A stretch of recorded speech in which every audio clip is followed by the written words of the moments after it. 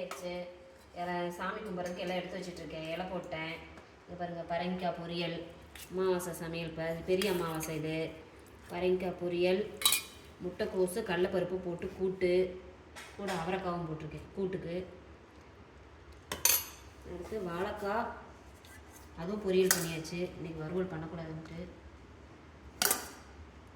வாழைக்காய், உளுந்த வடை,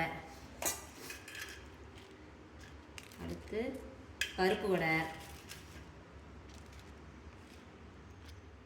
அப்பளம்,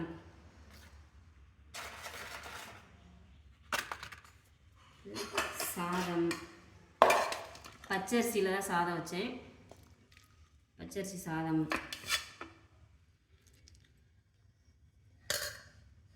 சாம்பார், வெள்ளை நீர் பூசணிக்காய்னு சொல்லுவாங்க. பாசிப்பருப்பும் பச்சைக்கடலை பருப்பு வேக வச்சு வெல்லம் அரிசி வறுத்து அரைச்சி ஊற்றின பாயாசம்.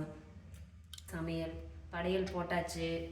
சாமி கும்பிட்டு முடிச்சாச்சுப்பா. சூடை ஏற்றியாச்சு, தேங்காய் உடைச்சாச்சு, சாமி கும்பிட்டாச்சு. இனிமேல் அவ்வளோதான். காக்காவுக்கு சாதம் வச்சுட்டு நம்ம சாப்பிட வேண்டியதான். விரதம் முடிஞ்சுது.